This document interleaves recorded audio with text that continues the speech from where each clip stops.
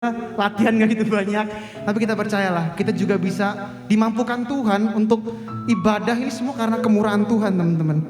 Bayangin kita yang berdosa ini bisa berdoa di hadapannya, kita yang berdosa ini bisa bernyanyi untuk Tuhan.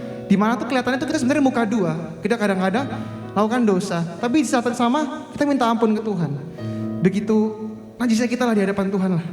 Dan gue ada ayat sedikit nih sebelum kita memasukkan pujian, sebelum kita nyanyi kita melompat. Lukas 2 ayat 14 berbunyi, kemuliaan bagi Allah di tempat yang maha tinggi dan damai sejahtera di bumi di antara manusia yang berkenan kepadanya. Yuk kita mulai hidup berkenan kepadanya di hari Natal ini. Gue mau ajak sama-sama kita maknai kelahiran Kristus dengan luar biasa. Star is born, tema kita hari ini. Tuhan bintang, bukan bintang yang di dunia ini, tapi benar-benar bintang yang terterang di sorga. Yuk teman-teman bangkit berdiri, gue ajak sama bangkit berdiri. Mari kita sembah dia, kita sama-sama ingat kebaikan Tuhan. Amin, let's go.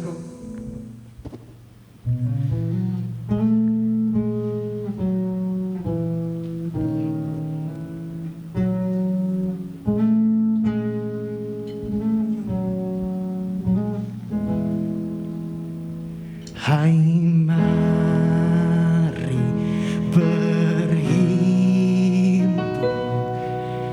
dan bersukaria turut semua ke Betlehem.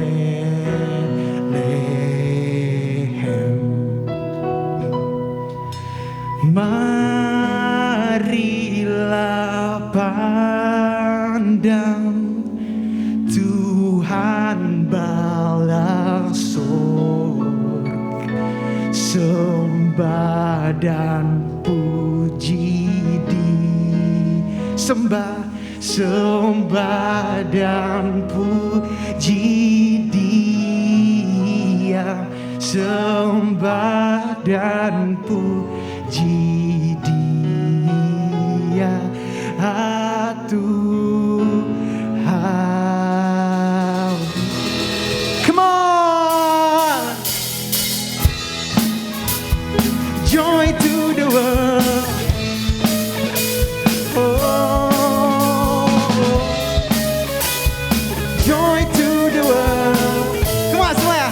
Hai mari berhimpun. Hai mari berhimpun dan bersukaria, turut semua ke Betlehem. Marilah pandang Tuhan balas surga, sembah dan puji dia, sembah dan puji dia, sembah dan puji dia, Tuhanku. Joy to the world. Oh, hai mari berhimpun.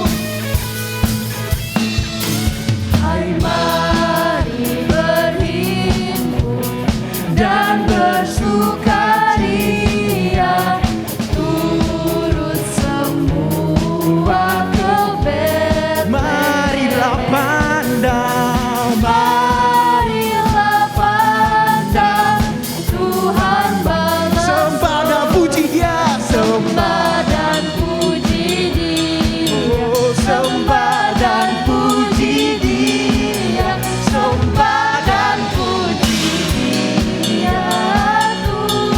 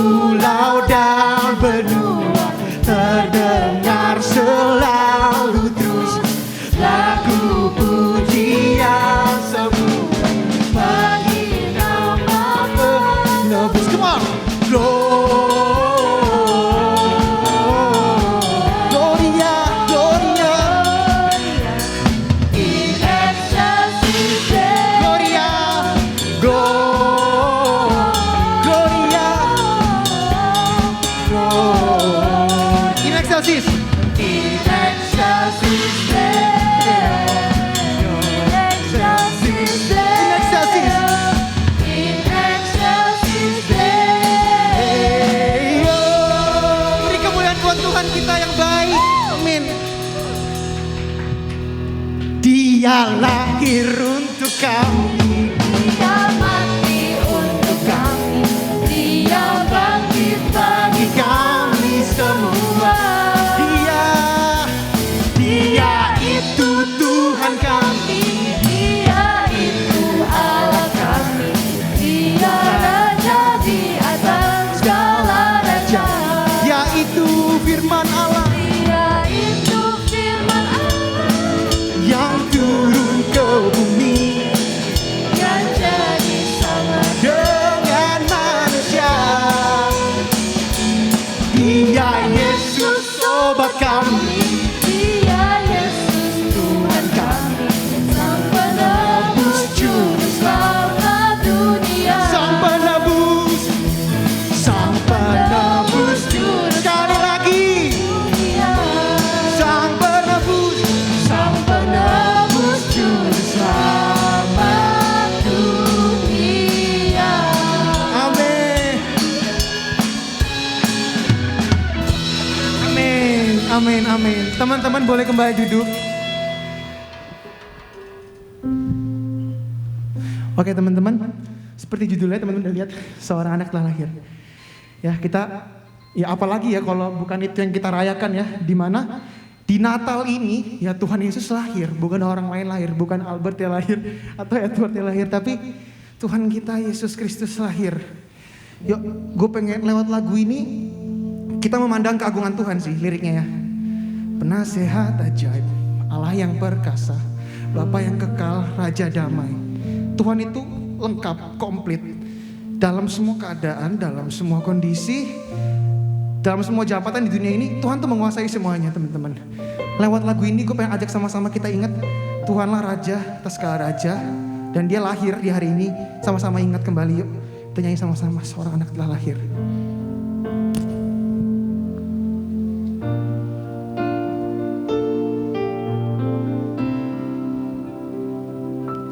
Seorang anak telah lahir untuk kita, seorang putera diberikan, lambang pemerintahan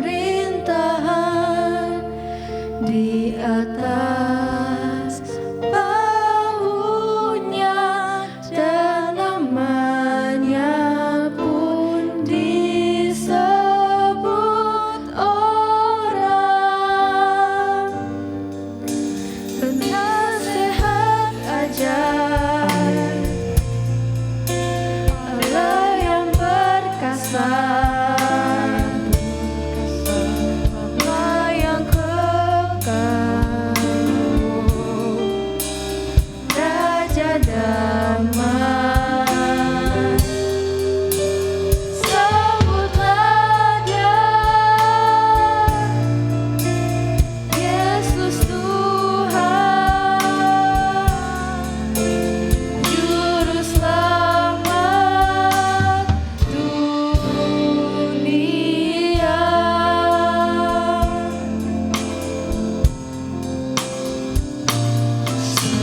Seorang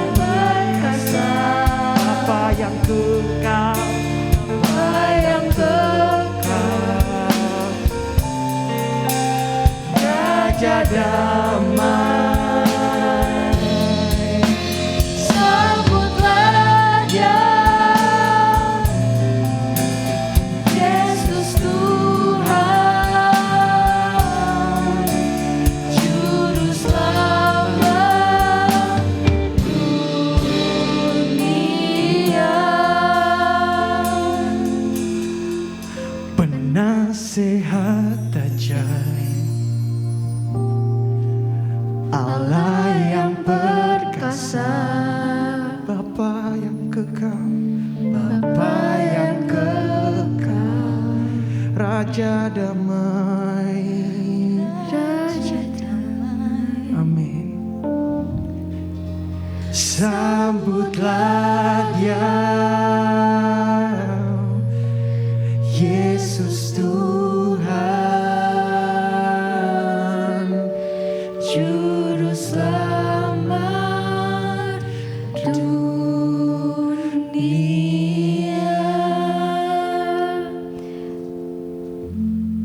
Saat ini semua masih dalam kondisi merenung. Aku mau membacakan satu ayat di Alkitab. Ada tertulis di kitab Yesaya 9 ayat 5 bahwa Yesus kita itu ternyata memiliki nama-nama yang beragam, teman-teman. Seperti yang sudah kita nyanyikan tadi, Yesus kita disebut sebagai penasihat yang ajaib, Allah yang perkasa, kemudian Bapa yang kekal, dan Raja yang damai. Mari kita kembali lagi mengangkat satu pujian supaya kita boleh sama-sama nih menyatakan bahwa indahnya Yesus kita dan mulianya Yesus kita. What a beautiful name it is. What a beautiful name it is. The name of Jesus Christ, my King. What a beautiful name it is. Nothing compares to this. What a beautiful name it is. The name of Jesus. You were the Word at the beginning, one with God the Lord Most High.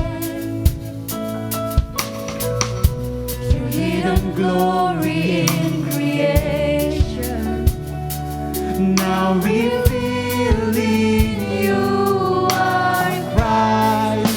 What a beautiful name it is. What a beautiful name it is. The name of Jesus Christ, my King. What a beautiful name it is. Nothing compares to this. What a beautiful name it is. The name of Jesus. You didn't want heaven without Yes, so Jesus, you brought heaven. oh Jesus, you brought heaven down. Sin was great, your love was greater. What would separate us now? What a wonderful name it is. What a wonderful name it is. The name of Jesus Christ, my King. What a wonderful name it is. Nothing compares to this. What a wonderful name it is. The name of Jesus. Come on. Amen. What a wonderful name it is, Lord. You sacrificed for me, Lord. Terima kasih Tuhan. Sembah Dia. That could not hold you. The veil tore before you. You silenced the boast of sin and rain. Teman-teman boleh bangkit berdiri. The heavens are roaring, the praise of your glory. For you are reign. Kau bangkit hidup lagi, Yesus. Buat kami, Bapa. You have no rival. You have no equal. Now and forever, God, you reign. Yours is the kingdom. Yours is the glory. Yours is the name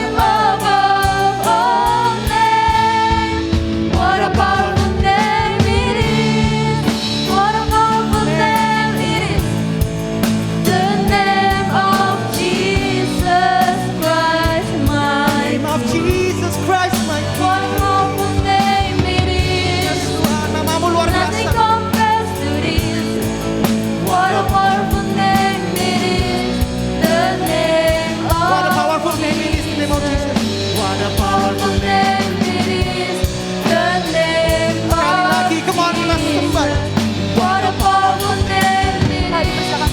the name of Jesus.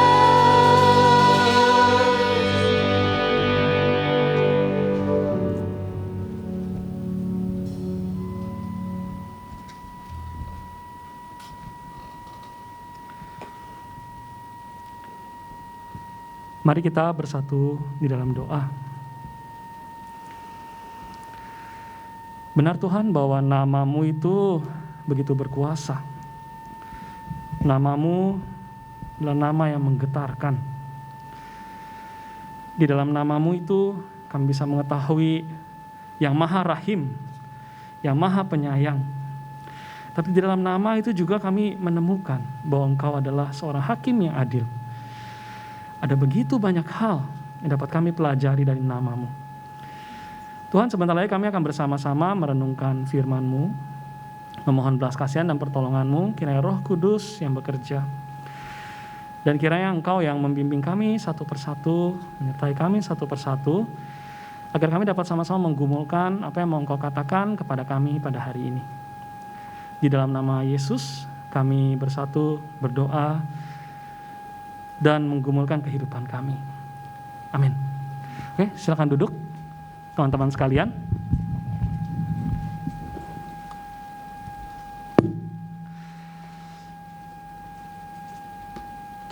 Halo semua.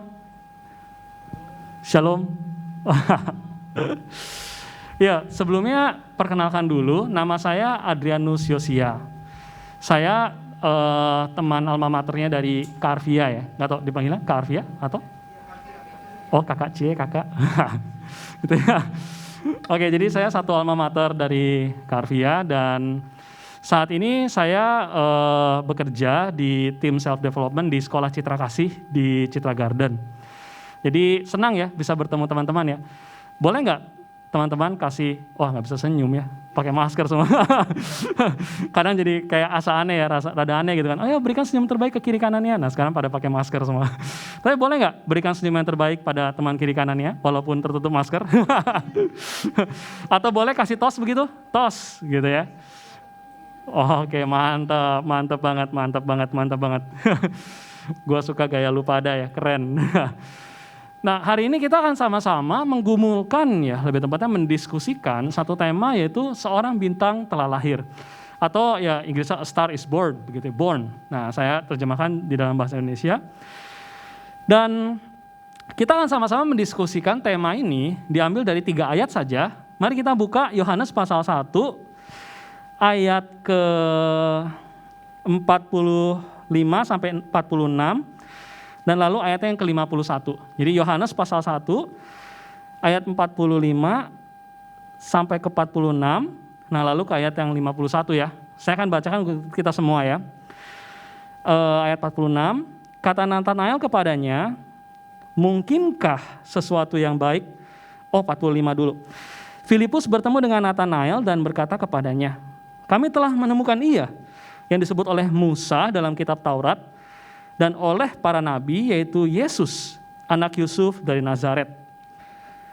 Kata Natanael kepadanya, mungkinkah sesuatu yang baik datang dari Nazaret? Ayat yang ke-51. Lalu kata Yesus kepadanya, aku berkata kepadamu, sesungguhnya engkau akan melihat langit terbuka dan malaikat-malaikat Allah turun naik kepada anak manusia. Sedemikian jauh pembacaan firman Tuhan. Nah teman-teman, saya kemarin-kemarin itu tertarik ya, mencoba mencari di YouTube, kira-kira sepanjang tahun 2021 ini, video apa yang paling banyak ditonton, gitu. Nah ternyata dari 10 video yang paling banyak ditonton, 4 video ini termasuk yang paling banyak. Ada yang tahu nggak pernah nonton video ini? Wah, gitu ya. Apalagi? Ada lagi? Iya, yang membuat saya menarik itu ini ya, yang atas ini bakso lava gitu. 4 video ini menarik. 4 dari 10 video semua bahas tentang makanan ya. Gitu. Ada teman-teman yang pernah mencoba merekam lagi makan gitu? Pernah? Keren ya? Enggak, ini saya nggak bilang masalah salah benar ya. Tapi bagi saya menarik. Kenapa? Karena wah, makan aja bisa terkenal ya, like-nya banyak ya. Gitu. Keren bener begitu ya. Nah, terus saya coba pikir-pikir lagi, saya tertarik ini ya. Nah ini, ada yang pernah nonton acara-acara ini? Ada? Ayo, coba. Pernah? Oh, siapa? Kak Dewi, ada? KDI, betul. Ada yang ikut KDI? Gitu. Oh belum. Dangdut ya, tapi tahu ya acara-acara ini ya. Pertama ada yang Indonesian Idol ya, betul ya. Sampai sekarang kan ada ya. Lalu ada Master Chef, ada yang ngikutin? Nonton ya.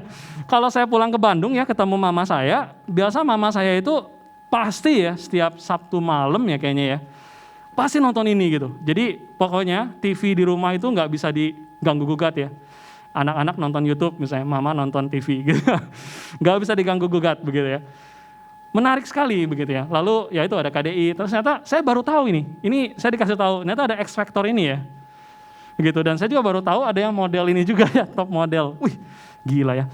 Nah tapi dari kejadian-kejadian ini teman-teman, saya sebenarnya mau bicara apa ya?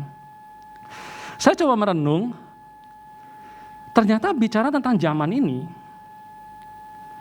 kan tentunya kalau kita bilang tentang yang paling banyak tonton di YouTube itu kan menunjukkan selera juga ya sebenarnya ya.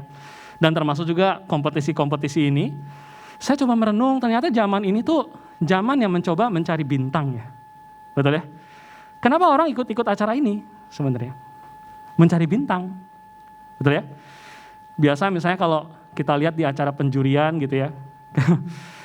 Wah, suara kamu kalau misalnya di Indonesian Idol, wah ini calon bintang depan nih gitu ya. Calon terkenal. Dan sama ya, kayak yang video YouTube tadi juga saya pikir-pikir kenapa ya dia bikin tagline-nya itu kayak wah sekali ya. Tentu sekali lagi ini bukan masalah salah benar ya. Mungkin salah satu tujuannya adalah agar mereka menonton siang makan itu. Jadi mencari bintang merupakan sesuatu yang penting pada zaman ini gitu. Jadi roh zaman ini. Nah, teman-teman pada aktif di Instagram, Reels, aktif ya. Nah, saya mau tanya sederhana ya. Kalau teman-teman posting sesuatu nggak ada yang nge-like, rasanya gimana? Enggak. Ini bukan masalah salah benar ya. Tapi nggak tahu ya, saya pernah ngobrol sama satu teman misalnya begitu. Kalau nggak ada yang nge-like itu rasanya sedih gitu ya. Sedih benar begitu ya. Jadi sekali lagi mungkin saya coba mikir, iya ya, mungkin ketika kita mencoba posting sesuatu lewat media sosial itu mungkin pengen jadi bintang juga begitu ya.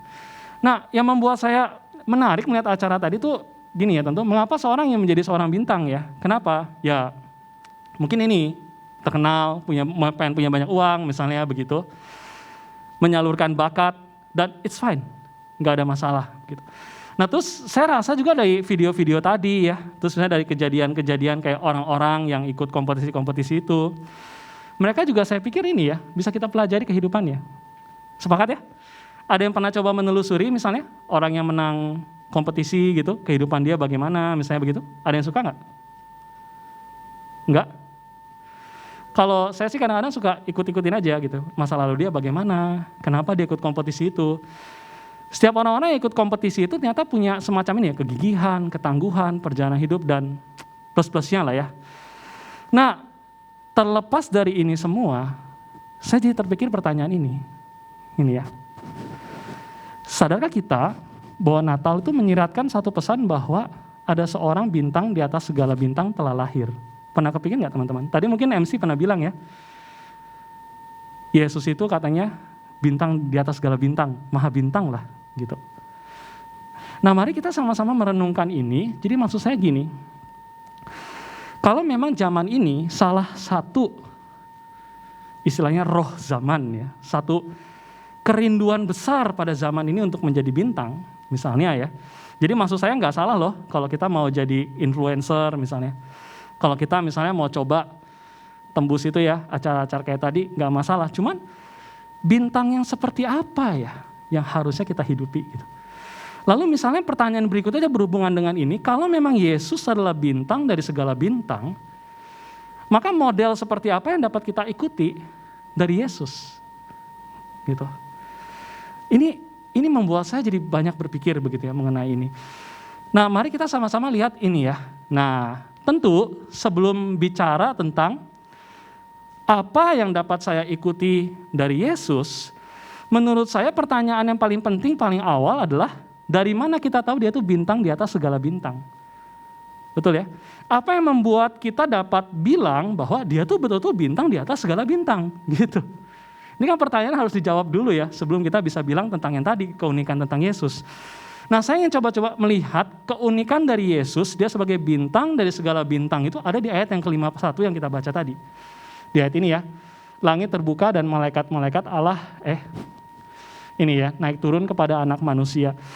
Nah, teman-teman pernah dengar nggak satu klaim ya yang biasa dibilang, nggak tahu ya, saya belakangan sih sering dengar, nggak tahu ya sering atau nggak ya, cuman saya pernah dengar klaimnya bahwa gini, Yesus tuh nggak pernah bilang bahwa dirinya Tuhan loh. Ada yang pernah bilang gitu? Pernah dengar klaim ini nggak? Yesus tuh nggak pernah mengklaim dirinya Tuhan, tapi orang-orang Kristen aja yang menuhankan Yesus. Nah gitu, klaimnya begitu. Nah, dari bagian ini menurut saya justru kalau kita baca baik-baik, walaupun Yesus tidak pernah mengklaim dirinya Tuhan, tapi dari apa yang dia katakan, kita harus mengimplikasikan mau tidak mau dia adalah Tuhan. Nah, terutama dari sudut pandang orang-orang Yahudi pada zaman itu, gitu ya. Dan juga tentu teologi Kristen ya, gitu ya.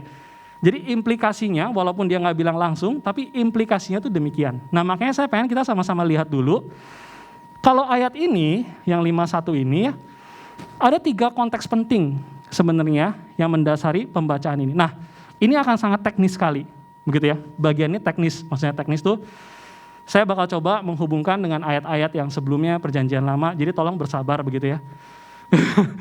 Tolong bersabarlah dengan saya, oke ya? Deal? Wah, ini kayak mau apa nih, kayak fear factor ya. Gitu ya. Nah, jadi saya udah daftarkan 3 gitu ya. Bicara tentang satu kalimat ini, minimal ada 3 konteks besar yang penting untuk dilihat. Jadi itu kisah pelariannya Yakub. Tahu Yakub, teman-teman? Di kitab mana? Ayo, tahu nggak? Kejadian, betul. Lalu Daniel, tahu ya? Tahu, betul. Nah, yang terakhir adalah mukadimah tuh pembukaan ya. Pembukaan dari kitab Yohanes sendiri. Nah, mari kita melihat 3 hal ini ya. Yang pertama, gambar yang sebelah kanan itu gambar yang menggambarkan perjalanan Yakub. Teman-teman tahu kisah Yakub ya? Yakub itu saudara kembar dari Esau, begitu. Konon kalau misalnya lihat perjalanan hidupnya di Alkitab itu dia bilang dia suka memasak begitu ya di rumah. Satu kali karena dia bikin masalah sama si Esau, mau dibunuh, gitu ya. Lalu dia kabur ke Mesopotamia. Mesopotamia itu di mana? Sekarang Turki. Jadi Israel ke Turki. Bisa dibayangin ya? Ada yang mau coba jalan? Garing, oke. Jadi terima kasih sudah ketawa. Oke, jadi dia mau melakukan perjalanan jauh ke sana. Nah, di tengah jalan si Yakub ini tiba-tiba dapat mimpi, teman-teman. Nah, dia ngelihat ada tangga gitu ya penggambarannya ya. Waktu dia tidur, ya orang zaman dulu kan tidurnya mungkin nggak kayak sekarang ya. Kita ada Airbnb gitu. Dulu kan mungkin dia pakai batu tidur. Waktu tidur ada mimpi tangga dari bawah ke atas gitu. Lalu di tangga itu dia lihat ada malaikat naik turun gitu. Jadi sebagai tambahan, orang Yahudi pada zaman dulu teman-teman mikir dunia ini ada 3 lapis.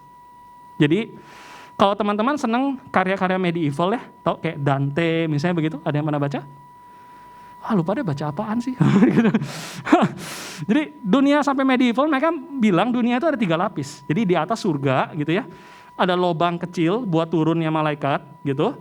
Terus dunia kita sekarang ini, dunia yang kita hidupi sekarang, sama neraka 3 tingkat. Nah, si Yakub itu ngelihat kayak ada corong gitu keluar ke bawah tuh tangga gitu ya. Nah, begitu dia ngelihat gitu, wih, gile. Ada Tuhan di sini gitu ya. Lalu namailah dia tempat itu Bet-El. Bet itu artinya rumah, El itu artinya Allah. Rumah Allah. Karena apa? Lihat tangga tadi gitu ya. Nah, ini simpan dulu informasi ini. Oke ya? Jadi Bet-El. Nah, informasi yang kedua yang saya mau bilang ada di ayat yang bawah sini, Daniel. Coba teman-teman buka Daniel 7 ayat 13 sampai 14. Oke ya.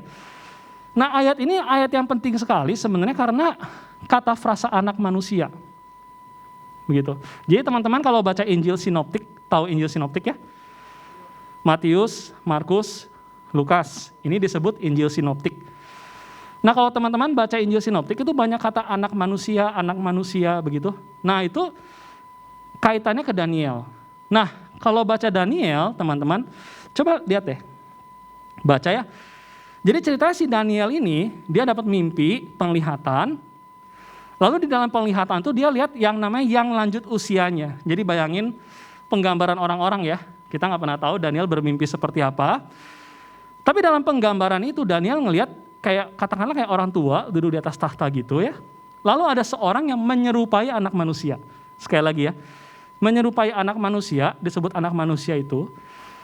Lalu dikatakan di sana, si yang lanjut usia ini atau penguasa dunia ini memberikan kuasa kepada orang ini. Kuasa atas apa? Kerajaan dan segala sesuatunya. Nah biasanya makanya kalau teman-teman tertarik mengetahui ini ya, kayak bahkan sampai sekarang setahu saya, orang Yahudi, Judaisme, teman-teman bisa cek, salah satu konsep Mesiasnya mereka itu diambil dari penggambaran ini. The Son of Man, begitu ya. Jadi orang ini figur yang luar biasa sekali, begitu. Oke ya, sampai sini bisa dibayangin ya. Jadi pokoknya anak manusia ini spesial. Nah yang terakhir, kenapa saya kasih nama tabernakel di sini ya, gambar tabernakel. Teman-teman tahu tabernakel apa ya? Nama gereja Pak. Oke, sip. Kalian cerdas, betul. Tapi tabernakel itu biasanya kalau di Alkitab, itu tuh sebenarnya yang disebut kemah perjanjian ya. Jadi waktu orang Israel, mereka keluar dari Mesir, mereka masih hidup namanya nomaden ya. Teman-teman tahu istilah nomaden ya? Berpindah-pindah gitu. Nah ini kayak kemah portable gitu ya. Yang isinya apa? Menyatakan kehadiran Tuhan di tengah-tengah bangsa Israel. Gitu. Nah yang menarik, ayo kita lihat Yohanes 1 ayat 14. Nah, ngomong-ngomong Yohanes ini unik sekali Injilnya teman-teman. Jadi di antara semua Injil, Matius, Markus, Lukas ya, tiga ini kan sinoptik. Nah Yohanes ini unik kenapa? Dari awal itu dia langsung ngeblas gitu ya istilahnya. To the point, bilang Yesus itu Tuhan gitu loh. Dari awal, hanya Yohanes yang bilang itu. Kalau teman-teman baca tiga Injil yang lain, identitas Yesus tuh kayak disamarkan gitu loh. Misalnya kalau baca Markus ya, kalau sebelum pasal 8, orang-orang kan nanya, siapa sih Yesus? Siapa sih Yesus? Wah gitu kan. Masalahnya di pasal 8 tuh Yesus akhirnya bilang sama si Petrus kan, menurut lu gua siapa? Gitu kan, kayak main tebak-tebakan gitu kan. Yesusnya misterius gitu kan. Sampai akhirnya kalau kita membaca Injil Markus dan selanjutnya gitu ya, kita kan tahu, oh Yesus itu Tuhan gitu ya. Jadi kayak ada semacam perkembangan. Tapi kalau Yohanes teman-teman, dari pasal 1 udah diklaim Yesus firman yang menjadi manusia. Titik gitu. Nah yang menarik di pasal 4, di ayat 14 ya dikatakan begini, firman itu telah menjadi manusia dan diam di antara kita. Dan kita telah melihat kemuliaannya, yaitu kemuliaan yang diberikan kepadanya sebagai anak tunggal Bapa, penuh kasih karunia dan kebenaran. Teman-teman, kata diam di sini penting. Karena ketika orang Israel tahu kata diam itu merujuk ke tabernakel ini. Jadi dalam bayangan mereka membayangkan, oh iya, kita pernah punya sejarah itu tuh. Allah berdiam di antara kita dalam tenda itu. Jadi bayangin dari sejak awal di kitab Yohanes itu dibilang Allah tuh udah benar-benar hadir lewat peristiwa kedatangan Kristus. Nah, 3 poin ini sebenarnya mau bilang apa? Begitu dari 3 konteks ini. Jadi yang pertama tadi kan dibilang ya, kisah yang tadi Bethel itu, gitu ya. Karena ada tangga Bethel. Lalu yang kedua tadi Daniel ya, ada anak manusia yang berkuasa, yang diberikan kuasa sama Allah semesta alam, ceritanya begitu. Dan yang terakhir adalah tadi, bait Allah yang benar-benar ada dalam dunia. Nah, mari kita membayangkan kalau kita jadi Nathanael atau dari si Filipus yang ngomong pada waktu itu, yang mereka tuh orang Yahudi, begitu. Dan mereka tahu konteks-konteks ini. Dan Yesus bilang di hadapan mereka, di ayat 51 tadi, aku berkata kepadamu, sesungguhnya engkau akan melihat langit terbuka dan malaikat-malaikat Allah turun naik kepada anak manusia. Jadi bayangin ya, ada perbedaan di sini ya. Kalau yang di Yakub kan dia cuma lihat tangga turun ke bumi kan. Nah di sini turunnya kepada anak manusia. Nah jadi pada waktu itu bisa dibilang bahwa Yesus tuh mau bilang sama mereka, gua tuh anak manusia itu, begitu. Dan yang kedua, bait Allah itu ada di sini karena gua. Dan yang terakhir, begitu, bukan cuman gua, tapi gua ini melambangkan kehadiran Allah itu sendiri di dunia. Coba bayangin, Emang seberapa pentingnya klaim ini teman-teman? Bagi orang Yahudi pada zaman itu teman-teman, ini klaim yang berani sekali. Karena ingat hukum pertama orang Yahudi itu apa? Jangan menyebut nama Tuhan Allahmu dengan sembarangan. Begitu kan? Klaim itu, kalau ada orang yang bilang dirinya Tuhan, wah itu blasphemy ya. Makanya kalau teman-teman tertarik, bisa lihat di Yohanes 8 ya. Kan Yesus tuh sempat bilang ya, sebelum Abraham ada, aku ada gitu ya. Nah itu sebenarnya kata aku ada itu sebenarnya dia nyamain diri sama Yahweh ya teman-teman. Nah makanya waktu itu kan responnya orang-orang tuh mau lemparin dia pakai batu ya. Gitu. Nah makanya apa yang Yesus katakan kepada Nathanael dan Filipus pada waktu itu, mungkin kalau bisa diterjemahkan pada bahasa kita sekarang, di bukunya C.S. Lewis itu misalnya More Christianity, Lewis tuh bilang, orang yang mengklaim dirinya seperti Yesus, cuma ada dua kemungkinan. Jadi cuma ada dua kemungkinan, orang yang berani mengklaim dirinya seperti Yesus itu. Yang pertama, entah dia orang gila. Yang kedua, entah dia memang jujur dengan apa yang dia katakan. Jadi teman-teman, klaim Yesus ngomong ke Nathanael itu bukan klaim ringan loh. Gitu. Dan bagi saya, Yohanes yang menuliskan kitab Injil ini mau ngomong apa sama kita sekalian? Yesus itu Tuhan, Yesus itu Allah. Makanya kalau Yesus itu betul-betul Allah yang memberikan karya keselamatan, maka dia itu adalah bintang dari segala bintang. Karena dia tidak hanya Yesus yang bisa melakukan, yang tidak bisa dilakukan oleh bintang-bintang lainnya. Ada begitu banyak bintang, tapi hanya dia yang bisa memberikan karya keselamatan. Lewat Yesus lah, berdasarkan kepercayaan Kristen yang kita percaya, karya keselamatan itu ada bagi dunia. Nah makanya saya suka dengan penggambaran ini ya teman-teman. Jadi kalau tiga hal tadi, battle begitu ya, yang battle tadi, lalu ketika Yesus bilang anak manusia, dan yang terakhir adalah kemah Allah yang ada dalam dunia, kalau bisa digambarkan mungkin begini ya. Cahaya dari langit itu melambangkan tangga yang naik turun itu. Kehadiran Allah dalam dunia itu ada, nyata, lewat karya pengorbanan Kristus di atas kayu salib. Dan satu sisi yang lain adalah keterhubungan ya, dengan yang ilahi itu dipulihkan kembali. Dan kalau teman-teman nanti ada waktu ya, untuk melihat sepanjang kitab Yohanes itu, wah ini banyak sekali penggambaran yang membuktikan bahwa dia memang menyatakan dirinya Tuhan. Ya walaupun nggak langsung ya bilang gue Tuhan nih, gue Tuhan, bukan ya. Tapi kalau misalnya pakai kajian yang orang Yahudi lakukan itu nyata betul. Dia, ya makanya sampai sekarang kalau teman-teman coba cek di YouTube gitu ya. Who is Jesus from the perspective of the Judaism misalnya. Teman-teman akan mendapatkan bahwa dia itu disebutnya heretik gitu ya. Karena dia mengklaim dirinya Tuhan begitu. Ini menarik sekali, tapi itu isu lain lah ya. Nah jadi poin pertama yang saya pengen bilang, mengapa Yesus adalah bintang di atas segala bintang? Ya bagi saya karena dia adalah Allah manusia yang menyelamatkan kita, seorang berdosa. Dan bagi saya kalau memang betul Yesus itu menyelamatkan kita, seluruh dunia ini, maka dia bisa melakukan apa yang tidak bisa dilakukan oleh bintang-bintang lainnya. Ya, ini poin pertama yang saya pikir penting. Nah, sekarang jadi pertanyaan gini, oke, gue tahu, misalnya gitu, terserah ya, sepakat atau enggak ya. Gue tahu misalnya, Yesus tuh misalnya bintang, dari segala bintang, terus what next? So, gitu ya. Terus mau ngapain? Dan yang menarik bagi saya pertanyaan ini punya satu implikasi yang besar begitu. Implikasi besarnya itu gimana? Kan di kekristenan, setahu saya ya, yang menjadi teladan, salah satu teladan iman itu adalah Kristus itu sendiri. Dan tentu ada ya para santo, santa dalam arti orang-orang beriman begitu ya, sebelum kita begitu. Tapi yang menarik justru kalau kita melihat di ayat tadi ya. Nah, kenapa saya bilang ini jadi hal yang penting? Karena ayat yang ini. Kalau misalnya kita baca di ayat yang 45 sampai 46, Nathanael kan bilang ya, mungkinkah sesuatu datang dari Nazaret?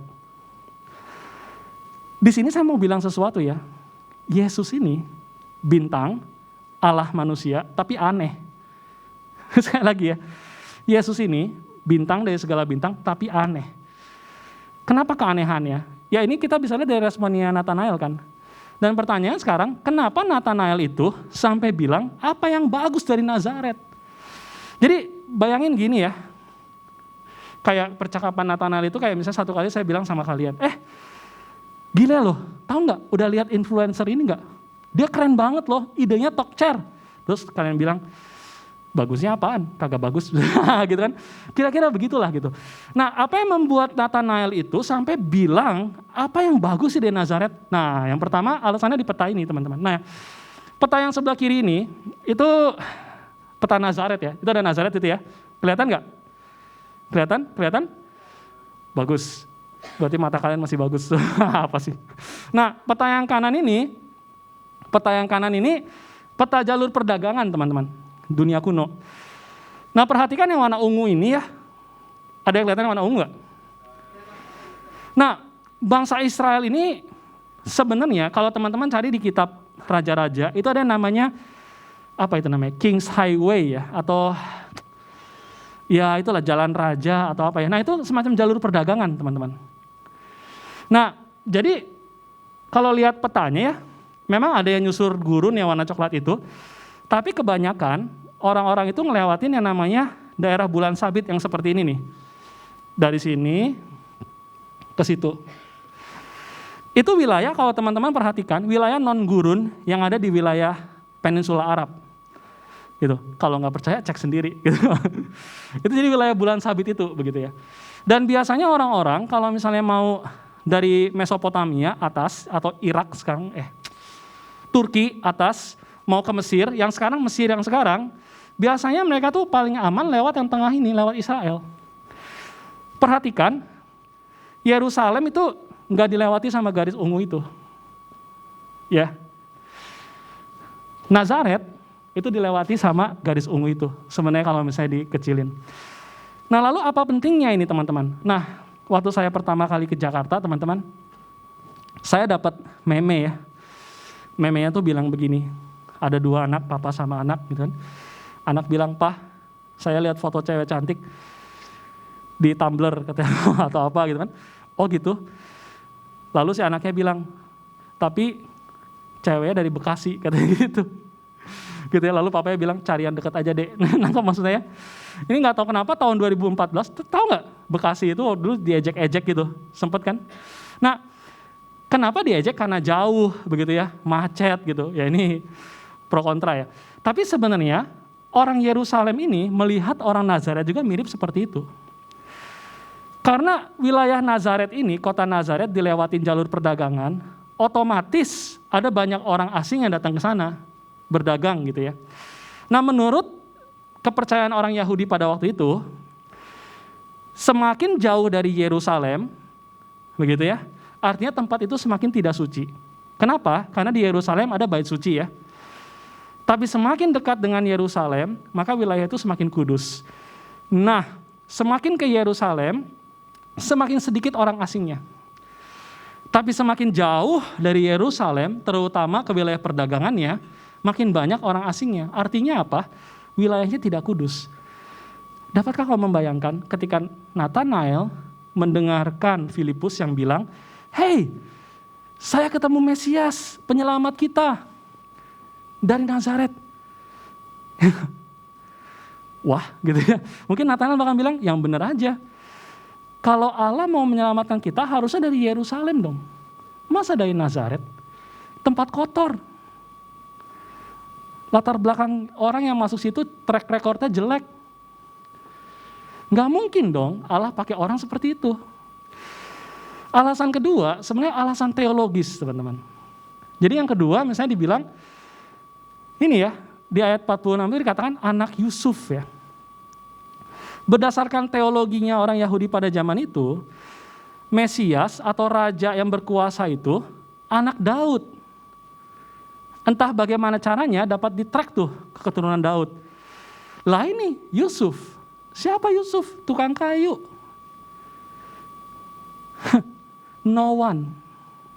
Dan terakhir, berdasarkan kitab Mika, kalau misalnya teman-teman tertarik ya,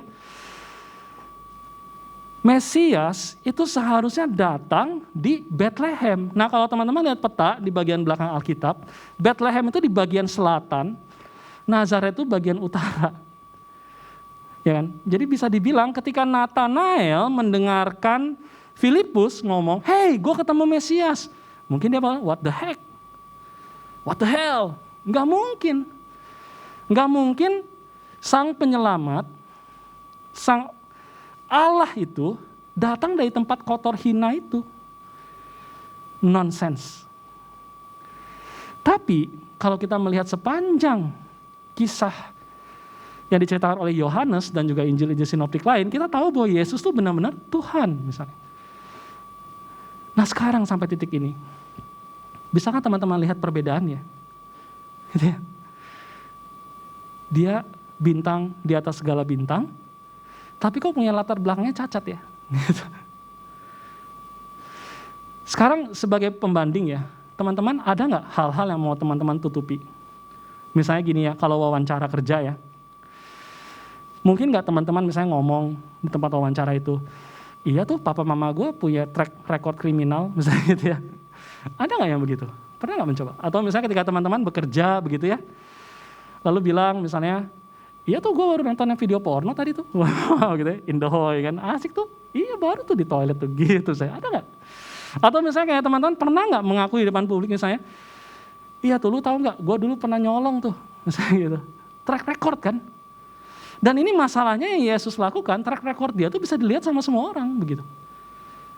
Nah ngomong-ngomong Nathanael ini bukan orang sembarangan loh teman-teman. Kalau misalnya kita lihat di ayat yang kita tadi baru baca ya, Nathanael ini orang yang betul-betul belajar. Makanya waktu Yesus ketemu Nathanael dia bilang apa? Orang Israel sejati, tidak ada kepalsuan di dalamnya gitu ya. Lalu Nathanael kan tanya sama Yesus ya, lo dari mana lo tahu gitu. Lalu Yesus bilang, ya gue lihat lo tuh lagi belajar di bawah pohon ara katanya. Loh kok cuma belajar di bawah pohon ara gitu ya. Nah ternyata kalau teman-teman mencoba mencari tahu konteksnya, biasanya ada perkumpulan orang-orang yang senang belajar begitu ya. Mereka biasa belajar Taurat itu di bawah pohon ara itu. Makanya bisa dibilang Nathanael ini bukan orang sembarang. Dia intelek loh teman-teman.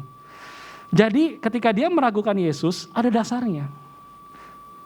Nah makanya dari sini bagi saya poin penting yang saya pengen coba katakannya, dan saya selalu bertanya-tanya gitu. Kenapa ya Kristus datang ke dunia dan dia memilih latar belakang yang tidak baik. Seorang bintang di atas segala bintang punya latar belakang yang buruk. Kenapa ya? Saya sampai sekarang tidak habis pikir sih. Lalu dalam perenungan saya mungkin salah satu jawabannya adalah ini ya. Teman-teman mungkin berpikir ya, seorang bintang itu adalah seorang yang kuat, seorang yang luar biasa, seorang yang gak ada cacatnya, seorang yang gak punya kelemahan sama sekali, seorang yang bisa mengatur jadwalnya dengan baik, seorang yang luar biasa. Tapi bagi saya di sini justru keteladanan Kristus menunjukkan justru sang superstar itu justru orang yang lemah. Mungkin teman-teman tahu ya kisah berikutnya, kalau nanti kita masuk ke Paskah, kita akan melihat Kristus mati begitu aja di tangan manusia, walaupun dia Allah. Ternyata di dalam kelemahan itulah kita mendapat kekuatan. Ini semacam satu paradigma ya, aku pikir ya. Misalnya berikutnya, ini ya, beberapa hal yang saya pikir jadi penting. Karena kita berkaca kepada Kristus, maka ini, kita kuat ketika kita lemah dalam Kristus. Misalnya ketika teman-teman berdoa ya, biasanya kan doa yang disebut doa yang baik itu apa? Kita betul-betul mempasrahkan diri kita kepada Tuhan ya, betul kan? Terjadilah apa yang Tuhan mau. Ngomong-ngomong ya, dulu kadang-kadang saya suka mikir ya, saya dulu doa kayak gimana ya? Iya, kayak genggam gitu ya. Terjadilah apa yang Tuhan mau, tek gitu ya. Nah itu bercandaan. Tapi poinnya adalah ketika bicara tentang kehidupan yang berkaca kepada Kristus, sang superhero itu yang lemah, kuat ketika lemah di dalam Kristus. Lalu berikutnya, bertumbuh di dalam pemahaman ketika kita mengakui kelemahan. Nah coba teman-teman bayangkan ya, kalau teman-teman ikut komsel ya, awal pemulihannya itu apa? Keterbukaan kan. Justru dengan kita mengaku, begitu ya, iya gue dulu brengsek banget, gue dulu kurang ajar banget gitu kan. Nah itulah awal pemulihan. Ketika kita lemah, itu justru jadi awal pemulihan. See the paradox, lihat gak paradoksnya? Teman-teman tahu paradoks ya? Jadi paradoks itu bukan kontradiksi. Jadi kontradiksi itu dua hal yang tidak mungkin terjadi. Jadi misalnya kayak saya sedang berdiri, sekaligus saya tidak berdiri gitu ya. Itu nggak mungkin. Tapi paradoks itu dua hal yang bertentangan tapi terjadi bersamaan gitu. Bukan kontradiksi. Nah jadi lihat juga misalnya mengakui kebodohan tanda petik di hadapan Allah untuk mengetahui lebih banyak mengenai hidup. Maksudnya apa? Contohnya,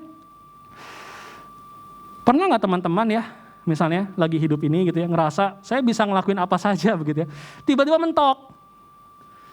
Pernah nggak? Pernah ngalamin gitu nggak? Tiba-tiba mentok gitu ya, aduh, udah nggak tahu mau ngapain lagi gitu kan.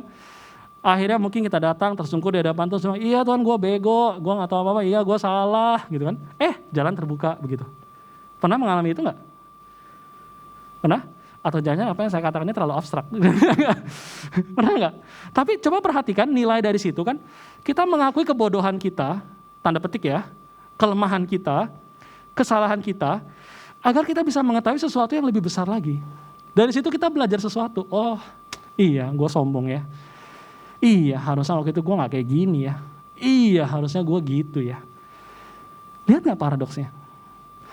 Berikutnya, misalnya, menjadi rapuh untuk mengalami pertumbuhan rohani. Superhero yang biasanya ada ya, bintang-bintang yang biasanya ada. Nah tentu sekarang kalau teman-teman perhatikan ya, Avenger. Di sini klan mana? Marvel atau DC? Wah, Marvel, kawan-kawan. Wah, gitu ya. Tapi teman-teman perhatikan nggak? Bahkan dalam konteks superhero yang sekarang, mereka itu sebenarnya superhero-nya rapuh-rapuh juga, ya kan? Ada sisi kelemahan mereka, begitu. Nah saya pikir kalau teman-teman perhatikan yang sebelum-sebelumnya, superhero yang model Superman sebelum yang sekarang ya, teman-teman akan tahu bahwa ada semacam perubahan ya, dalam cara pandang superhero itu. Tapi poinnya saya pengen lihat paradigma yang Kristus tawarkan adalah ini ya, rapuh untuk memberikan pertumbuhan rohani. Terakhir ya, dari bagian ini teman-teman tahu lagu ini nggak? Ada yang pernah tahu lagu ini? Jadi lagu In the Valley ini teman-teman bisa cek di YouTube. Dia lagu yang dibuat dengan mengadaptasi satu doa dari orang-orang Puritan. Orang-orang Puritan ya. Jadi doanya diadaptasi jadi ini. Nah yang menarik dalam satu refrennya dia bilang begini. So let me learn that the cross precedes the crown, to be low is to be high, that the valleys where you make me more like Christ. Jadi biarkan saya belajar bahwa salib itu mendahului mahkota katanya, menjadi rendah untuk menjadi tinggi. Itulah satu lembah yang mana engkau menjadikan saya semakin serupa Kristus. Teman-teman saya mau cerita satu hal ya. Menurut saya salah satu aplikasi dari kisah ini ya, itu masalah pengampunan ya, salah satunya. Teman-teman, saya punya sahabat baik ya, ketika saya kuliah ya dulu ya. Kami sangat baik dan dekat sekali. Lalu problemnya, satu kali kita ribut ya, biasa. Dan teman-teman tahu ya, semakin dekat kita dengan seseorang, sekali ribut, semakin dalam lukanya ya. Cie gitu. Enggak ya, tapi semakin dalam semakin ribut. Semakin ributnya, semakin dalam relasinya, semakin sakit begitu. Akhirnya kami nggak ngomong cukup lama ya teman, cukup lama nggak ngomong. Nah akhirnya dalam perjalanan itu karena kami nggak ngomongan, ya akhirnya kalau ketemu pun nggak mau sapa menyapa ya. Padahal satu tempat kuliah yang sama begitu kan, nggak mau sapa menyapa. Dan akhirnya sakit hati itu jadi kebencian ya. Marah begitu. Nah lalu satu kali saya ingat ya, entah bagaimana ceritanya, waktu itu kayaknya saya dengar khotbah deh waktu itu. Saya dengar khotbah. Nah waktu dengar khotbah itu tiba-tiba dalam hati saya tuh kayak Tuhan menggedor hati saya ya. Ampunin tuh orang, gitu katanya. Sakit kan? Ampunin tuh, gitu. Wah gitu, udah sakit hati banget, rasanya kayak mikir, Tuhan gila banget, lu kok mau gue ngampunin, begitu ya. Nah akhirnya pada titik itu, ya mungkin karena ada kepahitan, gue muntah waktu itu. Nah ternyata gue konsultasi sama konselor, ternyata kalau ada kepahitan itu bisa muntah tuh, ternyata gitu ya. Itu salah satu manifestasi kepahitan. Nah yang menarik, setelah gue ngampunin itu ya, hidup itu terasa beda gitu. Nah di sini yang gue refleksiin gitu ya, gue coba perhatiin, pengampunan itu kan sebenarnya bisa dilihat kayak kita merendahkan hati ya. Dan sekarang ngomong-ngomong ya, baru aja 2 tahun lalu mungkin gue ketemu sama teman gue udah bisa say hi lagi, udah bisa bilang sorry ya, waktu itu gue salah, dia juga bilang sorry ya gitu ya. Waktu itu mau ngomong sorry-nya susahnya setengah mati begitu ya. Tapi poin yang pengen gue bilang adalah, dari kejadian-kejadian ini, pengampunan itu kan contoh sederhana merendahkan hati ya sebenarnya. Ketika misalnya saya bilang sorry ya, gue salah, itu kan sebenarnya merendahkan hati begitu. Merendahkan diri lebih tepatnya. Tapi ketika merendahkan diri itu, justru disitulah ada kemenangannya begitu. Merendahkan diri itu, ketika kita merendahkan diri untuk bilang sorry gue salah, sorry ya gue pengen berbaikan sama lu. Di situ justru apa ya, kesembuhannya gitu. Nah saya jadi merenung, mungkin ini salah satu cara ya melihat paradoks Kristen ini gitu. Teman-teman, saya ingin kita berpikir baik-baik begitu ya, bagaimana cara kita menghidupi paradoks ini ya. Allah hadir dalam dunia gitu ya, menjadi penebus bagi kita semua dan menawarkan cara hidup yang seperti ini. Nah teman-teman coba pikirkan kira-kira ya, apa yang bisa teman-teman lakukan? Misalnya kalau teman-teman kayak kasusku ya, mengampuni, mau nggak teman-teman mengampuni orang yang bersalah sama teman-teman? Atau berikutnya misalnya, kalau teman-teman dalam pelayanan misalnya ya, mulai ada friksi karena satu pengen menonjol dibanding yang lain, mau nggak belajar untuk kembali merendahkan hati begitu? Ketika kita melakukan hal itu ya, pengampunan, merendahkan hati, disitulah justru kita menjadi semakin mirip dengan bintang segala bintang itu gitu. Ketika kita melakukan paradoks itu, justru kita semakin mirip dengan Kristus yang tersalib itu. Mari kita bersatu dalam doa.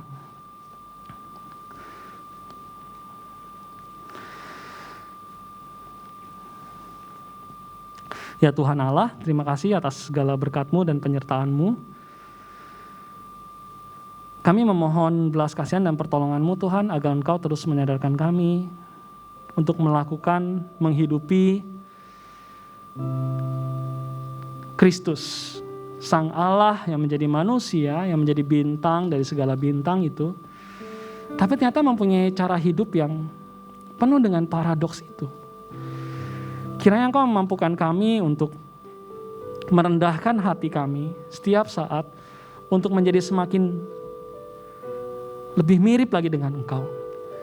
Izinkan kami untuk terus menjadi lemah sehingga kami dapat terus kuat di dalam-Mu. Izinkan kami juga untuk terus menjadi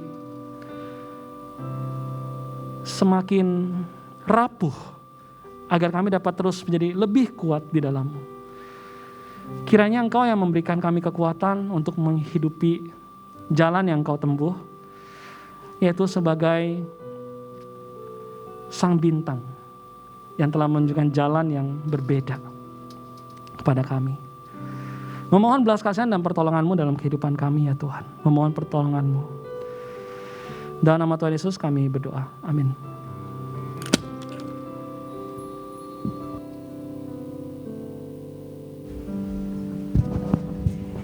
Oke, terima kasih Kak Yosi atas firman-Nya luar biasa. Salam. Oke, yuk teman-teman. Mungkin sekarang ya kita sebelum lanjut ke dalam sesi selanjutnya, gue pengen ngajak sama-sama kita coba ya lewat lilin ini kita dinyalakan, api ini dinyalakan ya, kita merenungkan kembali lah akan kelahiran Tuhan Yesus. Sekali lagi gue pengen ajak mungkin dari awal gue nyanyi juga, yuk kita ingat. Mungkin ini ya kembali lah ini nanti lewat nyanyi lagu Oh Holy Night, Malam Kudus. Yuk coba kita persiapkan hati kita buat kedepannya kita hidup tuh semakin kudus. Gak di Natal doang ya, Holy Night gak di Natal doang, gak di malam doang. Malam, pagi, siang, sore, yuk kita berusaha hidup kudus di hadapan Tuhan. Ya teman-teman, mungkin Ko Tony boleh nanti kelilingin ya, kasih lilinnya. Ya, ada korek kalau Tony, ada ya, oke teman-teman, yuk kita siapkan hati kita, coba kita nyanyikan Oh Holy Night sama-sama dan sambil ya mengingat kelahiran Tuhan Yesus yang begitu indahnya di hidup kita. Amin.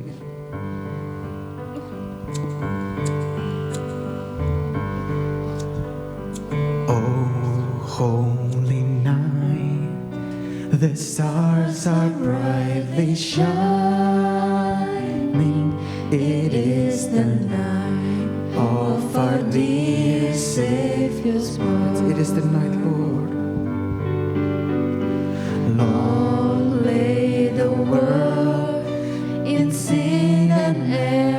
pining till he appeared, and the soul felt his word. A thrill of hope, the weary world rejoices, for yonder breaks a new and glorious morn. Fall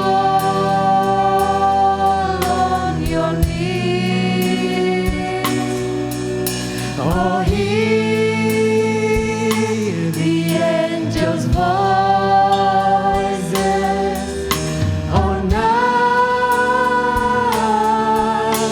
divine, oh, night when Christ was born. Oh night, Oh, night divine, oh, night, oh, night divine. yes Tuhan, kami percaya Tuhan Kau lahir di dunia ini Bapa, bukan tanpa maksud Bapa. Kami percaya Engkau lahir di dunia ini Yesus untuk setiap kami Bapa, agar firman tersebut bisa tersampaikan pada setiap kami Bapa. Kami percaya itu Tuhan. Dan lewat lilin ini Tuhan, kami mau peringati kembali, kami mau ingat kembali Yesus, api-Mu di dalam setiap hati kita, terang-Mu di setiap hati kita Tuhan. Ajar kami Tuhan supaya mau mengampuni Bapa, mau menurunkan ego kami Tuhan, supaya kira nama-Mu yang nyata Tuhan dalam hidup kami Bapa, supaya nama-Mu saja Tuhan yang terpampang jelas Tuhan dalam kehidupan kami Tuhan. A star is born Tuhan. Yes Tuhan, Kau telah lahir Tuhan. Ajar kami Tuhan supaya bintang tersebut nyata di setiap hidup kami. Keluar dari tempat ini Tuhan, kami jadi berkat Tuhan Yesus. Firman-Mu terpampang jelas lewat kehidupan kami Bapa. Terima kasih Tuhan. Dalam nama Tuhan Yesus kita berdoa, amin. Oke teman-teman, boleh ditiup lilinnya kembali. Sekarang saatnya kita memberikan persembahan.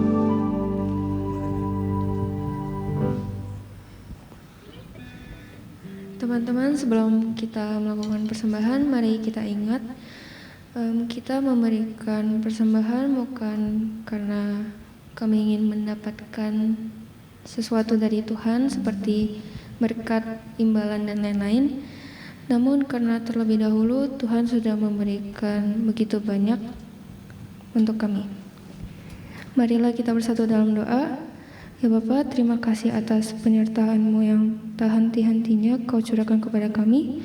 Pada hari ini kami dapat berkumpul di tempat ini bukan karena kami kuat dan hebat kami, namun semuanya ini karena kebaikan-Mu kepada kami. Ya Bapa, kami akan melakukan persembahan, kiranya Engkau memberkati setiap tangan-tangan yang akan memberi. Kiranya persembahan ini dapat menjadi persembahan yang harum dan berkenan di hadapan-Mu. Terima kasih Tuhan Yesus, kami telah berdoa, amin. Amin. Teman-teman selamat memberi.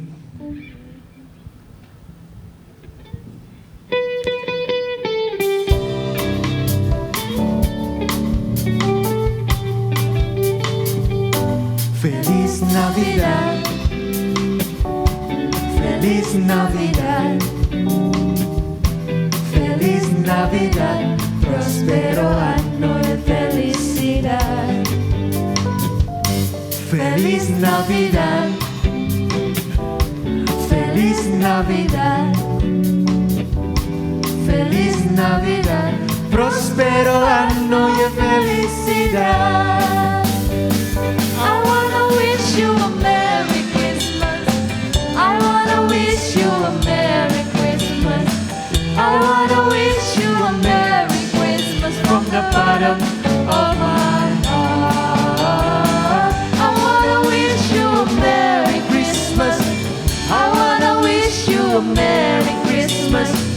I wanna wish you a Merry Christmas from the bottom of my heart.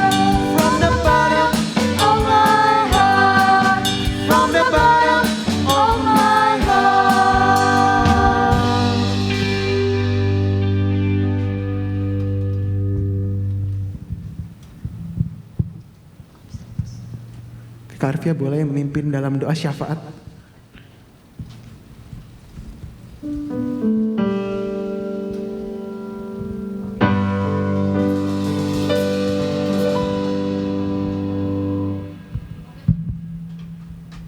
Ya oke teman-teman sekalian, hari ini kita mau sama-sama menaikkan doa syafaat kita.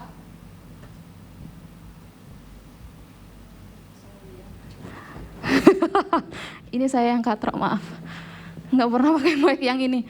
Nah teman-teman, kita akan sama-sama menaikkan doa syafaat kita. Allah begitu mengasihi umat manusia. Jadi salah satu wujud kita pun juga mengasihi ciptaannya, ya kita akan berdoa. Sama-sama menaikkan doa kita.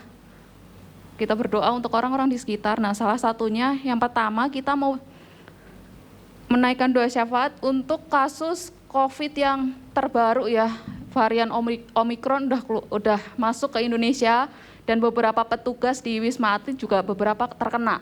Nah kita mau sama-sama berdoa kiranya ini tuh nggak makin meluas, makin melebar dan makin menyebar kemana-mana. Kita doakan juga untuk beberapa bandara yang masih membuka penerbangan internasional seperti di Soekarno-Hatta, ya kiranya semakin diperketat lagi, dan kita juga dukung doa buat para pasien juga yang terkena COVID yang varian Omikron ini, kiranya ya Tuhan boleh berbelas kasihan kepada mereka dan boleh menyembuhkan, memulihkan mereka. Mari kita sama-sama menaikkan pokok doa ini, kita buka suara.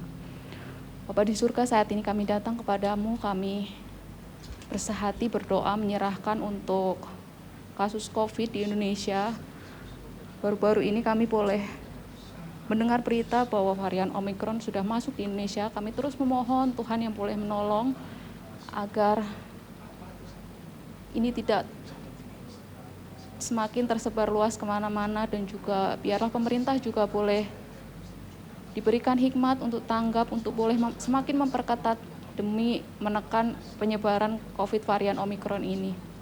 Kami pun juga rindu berdoa menyerahkan untuk para pasien, Tuhan yang boleh tolong mereka, Tuhan yang boleh jamah, Tuhan yang boleh berbelas kasihan untuk memulihkan keadaannya. Tuhan, kami rindu menyerahkan doa ini ke dalam tangan pengasihan. Yang kedua, teman-teman, kita juga mau berdoa untuk bencana alam yang baru-baru ini terjadi, yaitu gempa di NTT ya, yang sampai kerasa sampai Maluku, Sulsel gitu. Kita terus dukung dalam doa untuk para pengungsi juga, kiranya Tuhan yang boleh menjaga dan melindungi mereka. Kita terus doakan juga tidak ada gempa susulan dan juga tidak memakan korban jiwa yang semakin banyak ya. Dan terlebih dari itu ya teman-teman, biarlah juga orang-orang juga boleh mengingat gitu loh, bahwa kejadian-kejadian itu tuh biar membawa mereka makin hidup takut akan Tuhan, mencari Tuhan yang benar itu yang seperti apa, yang memberikan ketenangan di dalam hati mereka. Kita sama-sama dukung dalam doa, kita buka suara. Bapa di surga, kami juga rindu berdoa menyerahkan untuk gempa bumi di NTT yang akhir-akhir ini terjadi. Kami terus memohon kiranya Engkau yang boleh menolong untuk setiap para pengungsi. Tuhan kasih ketenangan, Tuhan kasih hikmat, dan terlebih dari itu semua, biarlah mereka juga sadar bahwa ada satu pencipta yang besar, pemilik dunia ini, membawa mereka hidup semakin baik lagi, hidup takut akan Tuhan, dan rindu untuk mencari Tuhan yang benar di dalam kehidupan mereka. Kami juga rindu berdoa kiranya juga tidak ada gempa susulan berikut-berikutnya. Tuhan kasih kekuatan, juga berikan hikmat bagi pemerintah sekitar untuk boleh tanggap memberikan bantuan juga. Berkatilah NTT dan juga Tuhan memberikan ketenangan bagi negara ini.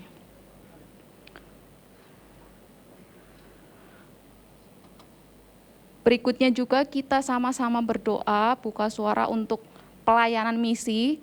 Kita dukung di dalam doa untuk lembaga misi seperti WEC, OMF yang menaungi para misionaris. Kiranya ya Tuhan menolong lembaga ini, baik secara dana yang dibutuhkan, kiranya Tuhan juga cukupkan, dan juga Tuhan berkenan untuk mengirimkan orang-orang yang mau menjadi misionaris, yang mau melayani ke pelosok-pelosok, ke daerah-daerah yang di sana Injil belum diberitakan. Mari kita sama-sama berdoa, kita buka suara.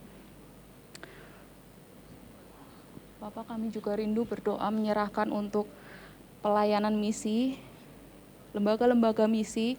Kiranya Engkau yang boleh memberkati mereka, segala dana yang mereka butuhkan, orang-orang juga yang mau terjun untuk melayani sampai ke daerah-daerah yang di dalamnya mereka belum mengenal Kristus. Tuhan, tolong mereka, dan juga Tuhan terus berikan hikmat. Segala hal yang dibutuhkan, Tuhan yang akan cukupkan. Terima kasih ya Bapak, kami menyerahkan doa ini hanya ke dalam tangan-Mu. Yang terakhir, kita mau sama-sama doakan untuk gereja kita, Abba Love Mandarin Service. Kita bersyukur ya, kita boleh mengadakan Natal tahun ini setelah sebelumnya tahun lalu kita nggak bisa mengadakan. Ya kita bersyukur, dan juga sekitar Oktober kita juga udah mulai ibadah onsite. Ya kita bersyukur karena akhirnya setelah ditunggu-tunggu ya, kita doakan itu. Yang kedua, kita juga doakan gereja kita pun juga selain udah membuka ibadah onsite, ya dapat menjaring jiwa-jiwa baru kembali gitu loh. Dan berikutnya kita doakan juga bukan hanya bertumbuh secara jumlah, tapi biarlah kerohanian jemaat di dalamnya, termasuk secara khusus kita doakan Revo juga, bukan hanya jumlah yang kita pikirkan, yang kita fokuskan, tetapi kita fokus juga ke pertumbuhan kerohanian anak-anaknya gitu. Kita sama-sama berdoa, kita buka suara. Bapak di surga, kami juga rindu berdoa menyerahkan untuk gereja kami, gereja yang kami kasihi, Abba Love Mandarin Service. Terima kasih Tuhan kalau kami boleh mengadakan Natal di tahun ini, dan kami juga bersyukur di bulan Oktober kami juga boleh, mulai Oktober kami juga boleh mengadakan ibadah onsite. Terima kasih Tuhan, Tuhan menolong dan Tuhan memimpin kami untuk boleh mengadakan, dan Tuhan juga menjaga sejauh ini. Tuhan terus tolong juga untuk setiap jemaat-jemaat-Mu, kiranya tetap diberikan semangat juga untuk mau menceritakan Kristus ke orang lain, membawa orang lain kepada Kristus, dan membawa orang lain kepada keselamatan. Kami juga rindu terus berdoa, selain jumlah dari kami yang bertambah, kami pun juga terlebih dari itu rindu kerohanian kami juga semakin lagi baik, semakin lagi mengasihi Kristus. Tuhan tolong gereja ini bukan hanya bertumbuh secara jumlah, tapi kerohaniannya bertumbuh. Terima kasih ya Bapak. Bapak di surga, kami mengucap syukur, kami diberikan kesempatan untuk berdoa, dan kami rindu menyerahkan doa ini ke dalam tangan Allah yang hidup, Allah yang berkuasa, dan Allah yang berhikmat, tahu kapan akan menjawab doa kami dan jawaban apa yang akan Allah berikan dari doa kami ini. Dan tolonglah kami ya Bapak untuk tetap sabar dan setia menantikan jawaban doa kami ini. Terima kasih Bapak, kami serahkan seluruh doa syafaat ini hanya ke dalam tangan-Mu, hanya di dalam nama Tuhan Yesus kami berdoa. Amin.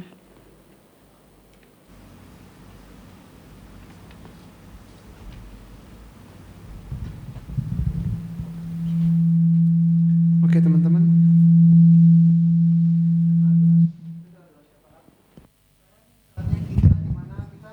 Doa pertemuan ya. Jadi mungkin ini sekitar, gue kasih waktu sekitar 5 menit, di mana ya teman-teman juga pasti jaga jarak ya, jangan terlalu dekat ya. Jadi di mana kita nanti saling mendoakan teman-teman, di mana kita saling men-sharingkan apa sih yang jadi pergumulan kita selama ini, apa yang mungkin belum lepas atau kepahitan dalam diri kita, dan ya kita harap sih bisa terbuka di sini. Jadi teman-teman bisa saling mendoakan, mungkin ya boleh sekitar 4 orang atau bertiga, atau mungkin ini berlima boleh. Ini sekitar ya 3 sampai 5 oke lah. Oke teman-teman, gue kasih waktu 5 menit sampai jam 18.11 ya teman-teman. Nanti kita habis itu kita mau baru lanjut doa penutup. Oke teman-teman, kita boleh dibagi dalam kelompok dan kita saling mendoakan.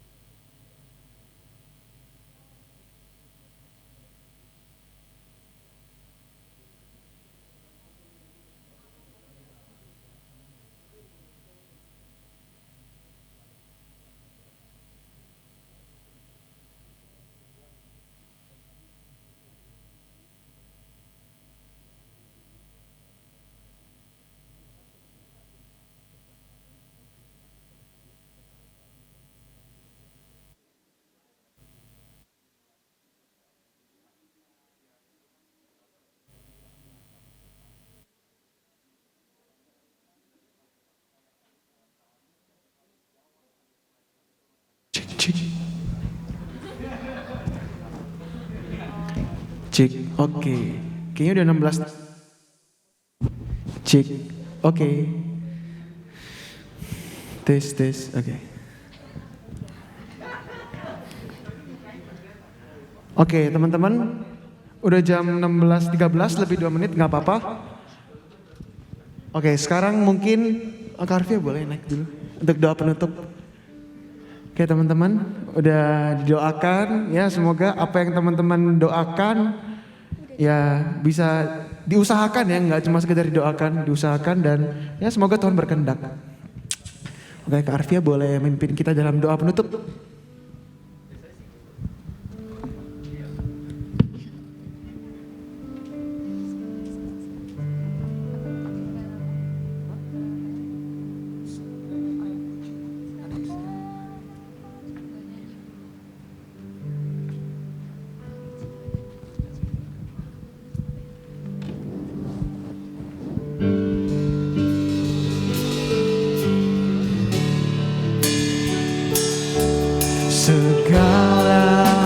Teman-teman boleh bangkit berdiri. Syukur bagimu,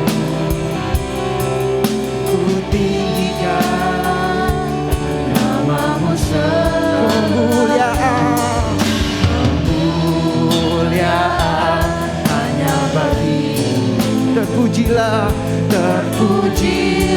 segala puji syukur.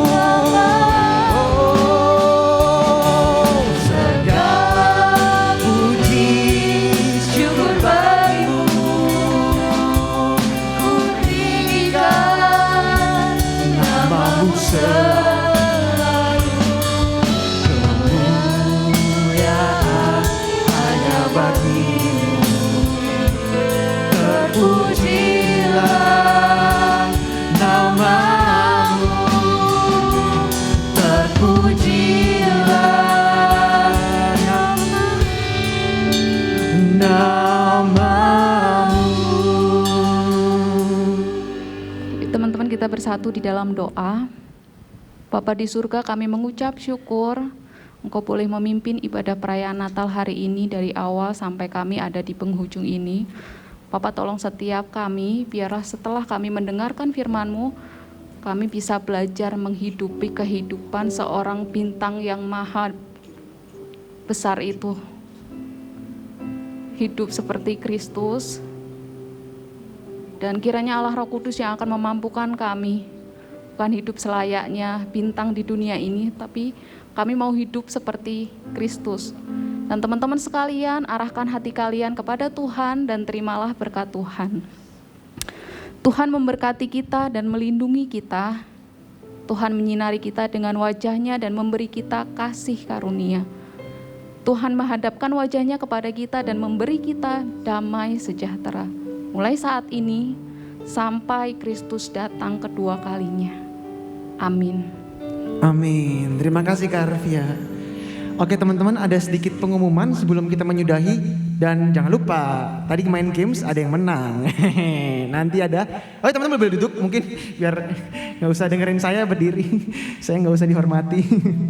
Aduh, nganggung-nganggung ya. Oke, depan udah enggak. Oke, jadi ya pengumuman, jadi buat teman-teman di sini yang mungkin belum tahu, kita di setiap hari Sabtu jam 6 kan? Jam 6, yoi. Ada apa Tin? Ada komsel, yoi. Ada komsel itu jam 6. Jam 5 kali. Ngetes doang, ngetes. Ya kali, yang gereja di sini nggak tahu, ya kali. Jam 5 ada komsel, di mana ya kita membahas tentang firman Tuhan dengan tema yang berlanjut pastinya ya. Ada dari, ya pokoknya jam 5 kalau teman-teman kosong hari Sabtu, yuk datang ke sini ya. Yang pasti yang teman-teman mungkin kalau mau ajak juga yang lain pasti udah vaksin dan ya pakai masker ya. Dan mungkin selanjutnya juga ya kita ada setiap minggu di sini ya. Tapi ini khusus Natal jadi kita sore. Biar ya mungkin ini kan cuma spesial Natal aja, tapi di lain biasanya kita jam berapa Michael? Jam 1, Michael pinter banget. Bukan lupa kok, nggak lupa. Jadi jam 1 ya teman-teman, hari Minggu jam 1 di sini juga. Di jam 1 jam hari Minggu ya. Oke teman-teman, sekarang saatnya kita masuk ke dalam pengumuman pemenang. Pengumuman pemenang. Siapa nih yang menang? Menurut kalian siapa yang menang? Iya, ente nggak main. Oke, langsung aja Titin, gak usah basa-basi. Apa ya? Oke. Pakai dulu telinga. Pemenangnya juara 1 adalah Komaxli. Boleh Komaxli ke sebelah sini? Beneran Komaxli. Ayo dong kasih tepuk tangan buat Komaxli dong. Yang main drumnya yang menang sendiri. Dia memang bikin pengiringan buat apa? Buat diri sendiri. Enggak, gini. Komax, lu bisa menang tadi apa rahasianya? Ya main aja sih sebenarnya. Gampang ya? Ya Gampangan ya? nggak gampang juga. Padahal tadi pertama stuck loh, sempat nggak ketemu tuh kelompok mereka yang menang tuh. Terus kok bisa menang akhirnya? Kasih dulu, cuman kan nggak bisa tuh tadi. Oh ngefur? Dulu. Oke, kasih tepuk tangan kali buat Komaxli. Ayo Komaxli nanti deh di nomor rekening. Oke sip. Silakan. Ada nggak enak ngomong nomor rekening gimana saya? Yuk, juara 2-nya. Sabar. Nggak mungkin Komaxli lagi dong. Komaxli enggak. Juara 2-nya. Wih, ini unexpected juga nih. Juara 2-nya adalah Edward. Sini dulu dong Edward, sini dulu dong. Boleh Edward kesini Edward. Oke, jadi Edward ini ya dia udah lumayan lama juga berjemaat di sini. Tapi baru pertama kali nih Edward offline. Halo Wat. Asik. Wat. Sini dong Wat. Tadi kan pertama kalah kayak Komaxli kan. Kok bisa menang akhir-akhirnya? Apa nih Wat rahasianya yang bisa di-share ke teman-teman nih? Ini awalnya udah menang nih mereka nih. Kalah. Permai geng nih. Apa rahasianya Wat? Rahasianya cuma satu, percaya sama Tuhan. Widih.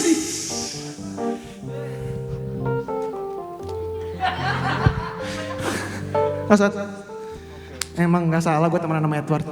Oke Wat, nanti ya nomor rekeningnya. Ya udah Wat, silakan Wat, kembali Wat. Ya. Oke, udah cuma ada 2 pemenang teman-teman ya. Kalau mengharapkan pemenang, oke boleh tepuk tangan buat Edward. Tepuk tangan yang lain menang. Tepuk tangan buat kalian semua yang nggak menang tapi masih ikutan. Tepuk tangan. Ya teman-teman, mau menantikan pemenang lainnya, saksikan Revo di tahun depan, Natal. Tapi ya udah cukup udah. Ya, oke teman-teman. Kita udah selesai, nanti mungkin di bawah ini ada sajian makanan dan mungkin gue sedikit menyarankan protokol kesehatan kali ya. Ya kita tahu mungkin kita deket, tapi kalau bisa ketika kita makan jangan terlalu deket, jaraknya mungkin bisa ya sekitar 1 lengan lah. Jangan terlalu berdekatan, ketika kita buka masker. Dan ya kalau bisa pas kita ngambil makan pakai masker ya. Kan ini makanan tuh ada kayak tipenya tuh kayak ngambil-ngambil gitu. Kalau bisa cuci tangan juga, kita ada hand sanitizer, ada wastafel juga buat cuci tangan. Ya.